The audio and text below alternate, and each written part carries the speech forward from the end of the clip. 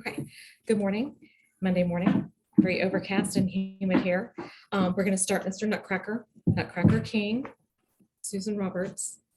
I'm very sorry for the delay in getting this class started. We've been waiting for canvases and threads and then can't get some and substituting. And I was hoping that by this time in life, we would be back to normal, but we're not quite there. Okay, so I know he's huge. He is 13 count. And so he stitches up pretty quick, except for the background. That is slow.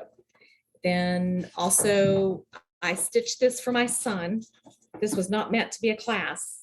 It was not started. It was just stitched for my son. And so I hadn't done a stitch guide. I didn't keep track of anything I did, how much I used. I used stash. So that's why some of it will be a little different as far as thread wise. A little bit different threads, but try to keep them as close as I could color wise. So that's why I'll be using a bit more of the fireworks instead of Krynic for him. So yes, so that is him. So today we'll just get started. Michelle found you guys the cutest needle minder that she threw in, so you guys can thank her for that. So yes, there's a cute needle minder, the Nutcracker, and there's several variations. So some of you may have someone that's a little bit different on that one. So okay, we will get started. So I'm sure you've gone through your thread pack. You should have various threads along with a pouch of, I carded for the cheeks because I didn't want to charge you for a whole thing. I didn't want to charge you for a whole skein of Splendor or Mandarin just for what little part is on the cheeks. I also did not include anything for an eye color. You could use anything you want, but that was such a small amount that I just, in good conscience, I could not send you a whole skein of something for 12 stitches. So I'm sure you've got something in your stash. I read, did you say yours was green? Mine was painted green, and I ended up doing the eyes blue. So yes, so in there you'll also find a little container of your Swarovski crystals. You should have some red and some blues, and with that there should be some E6000 glue, and this will be one of the last things we do as we go along. If some of the numbers are off, just pick a color that is close. Like I said, this had done the stitch guide and then couldn't get threads, and I'm sure there are places where I didn't quite get all the numbers transferred over and rewriting or going back through and trying to figure out where I had needed to change the numbers. So there may be some typos in there, and I do apologize for that, but that was just not getting the threads we needed in a timely manner. Okay, so everything you need should be in there. So the first thing, we'll start off today working on hands and face, and it is just basket weave on the hands and the face, and you'll be using the Splendor and Mandarin floss. I did not do as much shading as what is painted on there. You're welcome to do more shading if you like. You can combine some of the two to get more, more shading, or not shade at all. That's just more of a personal preference. So that goes for the face and the hands. Mainly the hands, I didn't do a lot of the shading. There were several shades in the hands. And then the eyes and eyebrows. What you're going to do is you're going to pad those. So you're going to, because your final stitch will be diagonal, you'll take a little bit of velvet, something that has a little more oomph to it, velvet, pearl cotton. They don't collapse because they've got a cording inside of them. So when you're padding, you want to use something that's going to not collapse as you're pulling it tight or putting something on top. So if you use a pearl cotton or a very velvet, you don't lose as much of your padding when you come back. So if you're going to finish your stitch on a diagonal, then you're going to run your stitch either horizontally or vertically. And you're going to come in one stitch in from the edges of the eyebrow. The padding. The padding stitch is going to be just inside that. Just one layer. Yeah. Yeah. Well, you could do two, depending on how padded you wanted it. So yes, you could put as many layers as you want. I usually do a couple straight stitches and then maybe do a long crisscross on top of it to get it padded up there.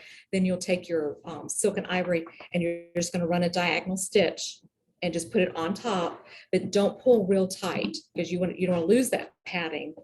You want to make sure it looks a little defined to it. I'm sorry, can I Yep. go back one Yep. question?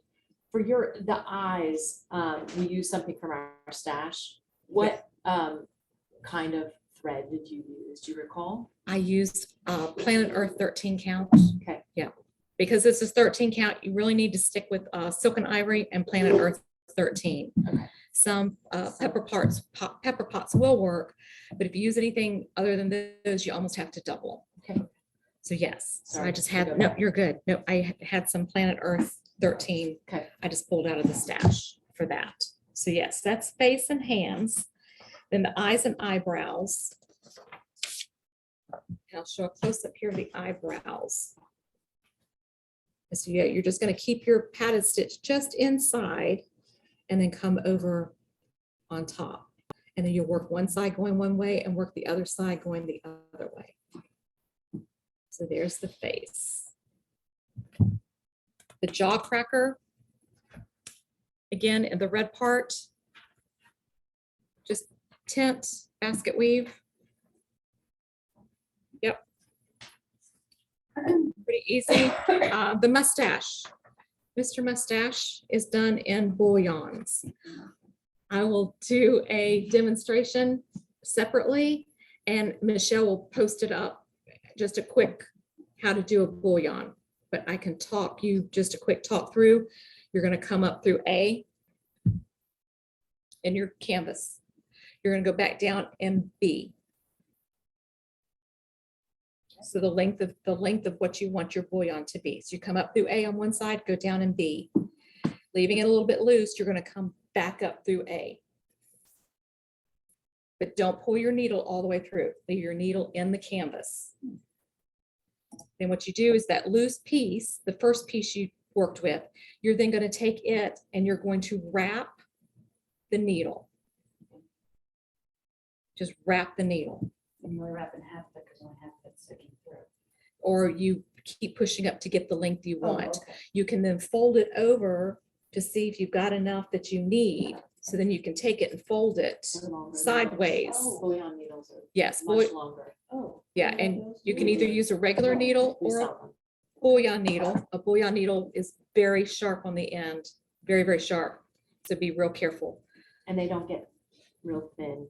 They the don't. same width. Okay. The eye of the needle is the same diameter as the needle shaft. So that when you're pulling your bouillons through, you don't get that bump of the eye that you do with a regular needle. Yes, but the other trick, and I'll put it on the video, the other trick is so you wrap it around, you get the length you want, you hold on to what's on your needle as you pull your needle up through, holding on to tight. As you're doing that, if you just do a little twist of the fingers on the shaft, it helps the needle come through better. Then once you get it off the needle, what Mark Craddock calls is you are going to rub the caterpillar's belly. So then what you do is you take your needle and you just kind of rub the bottom as you're slowly pulling, and it straightens out your bouillons so that they all come out all nice and even and tight. And there's an example of some bouillons. And again, this will be a separate video and I'll walk you step by step through it. So yes, so that is the bouillon. If you have to do a lot of bouillons, I recommend the bouillon needle. If it's just a few bouillons here and there, then you should be able to do it with just your regular needle. So yes. So his mustache, and you can twist the mustache. You can kind of manipulate a little bit to get it to turn, to get it to lay right. Okay. So that was the mustache. Then we go into the boots. And then once you pull it through, you go back down through through B. Yes, then you come back down through B, and then that's where you kind of work it, and you can manipulate it to get it smoothed out or twisted or turned how you want it, and then pull it tight. Yep. So we're doing, what you're showing us, is the order we need to stitch these in. Yeah, Because you've got your Nutcracker mouth needs to go in before we do. the right. rest. Yeah, okay. Yes. You need to go and do the face and the cracker part before you put those bouillons on top. Okay. And so, don't, because your bouillons will overlap with some of your other stitches, because you want it to look like it's laying on top. So you do stitch the mustache in black? Or No, Okay. just put the bouillons on it. Yeah. So if you're outside the edge of what the mustache is painted, it's no big deal. Okay. It's just the bouillon. But you want to go ahead and stitch everything around it. Yes. Okay. And then the boots. And the boots. Okay. The boots are with Berry Velvet. Basket weave those. You could do a brick. When you stitch with Berry Velvet, you lose your pattern. So there's really no need in doing a decorative pattern with Berry Velvet because you can't see it. It's lost. But you could also, if you didn't want to do that all in basket weave, you could do a brick over two. A diagonal brick over two in that. So yes. And then various Krynics to fill in at the tops of his boots. And you can pick whatever color, whether you want to go with the turquoise or more of the royal blue at the top of his boot and in the cracker there. The bottom of the cracker. Did you do the black first? I did do the black first. And if you do decide you want the diagonal brick, you pick another fiber, No, you can still do it. still good. Yeah, Will you you could- even see it though? No, you won't. And if you wanted to see it. You have to could use another, use another yes, fiber. yeah. If you want to see a pattern in the boot, then then I'd recommend just switching over to a Planet Earth 13 or a Silk and Ivory for that one. So yes, okay. So you're suggesting we do the background? Okay, yep, I'm getting to that, yeah. Okay, so I like it. on Mr. Nutcracker, because you don't want to be pulling your background off-white thread through all of the red, you want to go ahead and stitch part of the background here at the arm. And then you want to stitch it here around here as well. And then you'll go and you'll put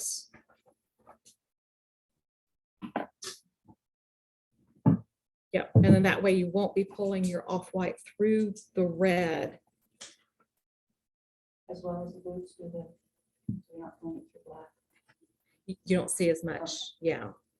The Berry Velvet doesn't tend to make as much mess.